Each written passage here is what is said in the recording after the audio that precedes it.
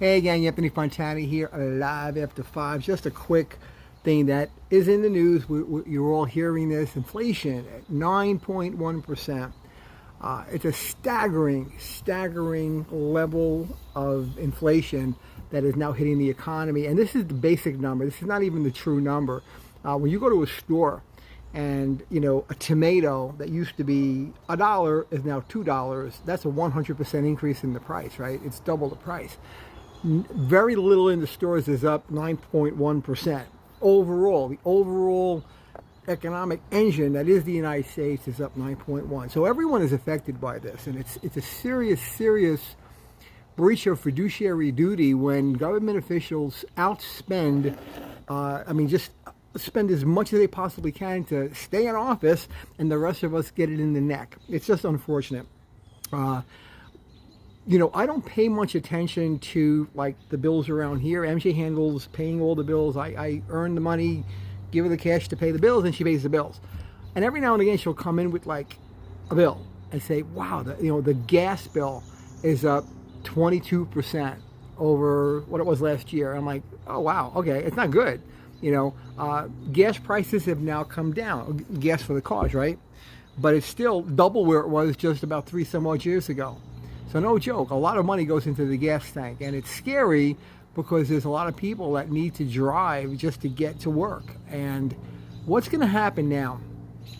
They're of course talking about another rate increase, and it's going to happen. The first rate increase did absolutely nothing to stem inflation. We didn't think it would. This next increase this month is not going to do a damn thing to stem inflation. It may tap it down just a little bit, but at what cost? When you raise interest rates, you raise the cost of everything. And when you raise the cost of everything, you raise the cost of doing business. And when you raise the cost of doing business, businesses have to cut back. What's one of the first things that they're going to cut back? My prediction is employment. They're going to be laying people off. People are going to be losing their jobs because of what this Fed's doing right now.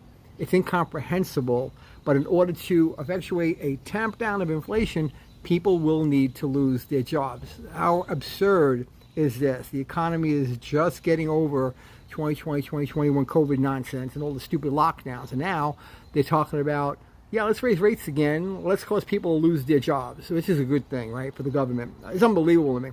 So prepare for that. Understand that this is happening whether we want to or not. We don't have control right now. We don't have the power of the purse as these guys in Washington do. So they can do whatever they feel like doing without regard to how it affects everybody else. So I think we need to be careful with how we spend our money. There are some investment opportunities out there. Like if you have a few dollars to invest, if you could buy I-bills. I-bills are government bills that right now, I think they're yielding 9.62%. So a $10,000 investment in one of those is $962 a year. And that's the yield right now of what's been issued, I think, from May to October. I forget the exact numbers, but that's what's being yielded right now on those I bonds. They're very safe. They're government bonds. They're incredibly safe. So that's an opportunity that you could kind of forestall some of the effect of this inflation. But we're down 100 grand in our investments right now, just over the last 6 freaking months. It's not a little bit of money, right? That's a lot of money. That's $100,000 less. If we don't recover that over the next few years, it's $100,000 less than we have for retirement. No joke. Now multiply that by 10 million people, you're talking trillions of dollars has been lost right now. And it's no joke. People are hurting. If you're hurting, then you need to change what you're doing. Maybe you need to make more money and get out of debt, because getting out of debt is going to be a good thing. Credit card rates will go up. Mortgage rates are absolutely going up, which is going to affect the the housing market, which is a big driver of this economy. Housing prices have spiked like crazy. They're not going to be up as high as a percentage as they did over the last 12 to 24 months, but they're still going to keep moving up a little bit. The demand is still there. That demand is probably not going to lessen out until 2024. But with higher rates, it's costing more to buy a home. So I'm hearing about thousands of contracts are now being canceled to buy homes. People are backing away. Either they're not qualifying because their rates are just too darn high, or they're afraid to get stuck with a house at a very, very high rate. Well, look, being in the business now is just talking to MJ about this. I've been in banking now. This past June marks my 45th year in banking. Holy crap, 45 years. Man, that's a lifetime. I never thought a lifetime ago how quickly the time has flown. But I've seen rates like this and higher. I've seen rates much, much higher than they are right now. I've seen 15, 16% mortgage rates. And guess what? There's always opportunity. And if you can pool your resources, maybe buy some real estate, buy something in Florida, develop a rental income, buy some small properties in Tennessee or in Oklahoma or in Kentucky, pick up a few rentals, do something to change your dynamic, because you have to ride this out. Now, if you have a W-2 thing, you just have a job and you're barely making ends meet, it's a challenge because you go into the store and you're starting to cut back on what you buy.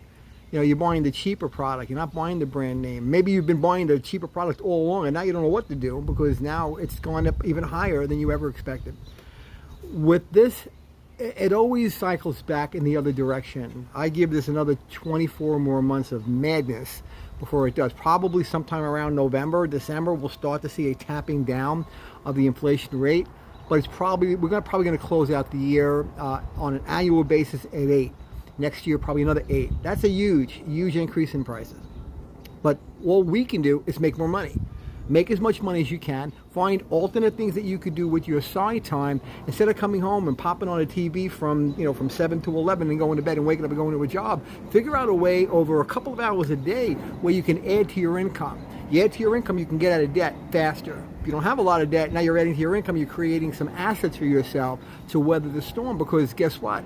It's here. It's happening. We really need to be focused on protecting ourselves. So look into some ways to invest some money that you do have or make more money. Get a side gig going on. Start a second or third or a fourth business. But don't sit back and just allow this trend to continue and you do absolutely nothing.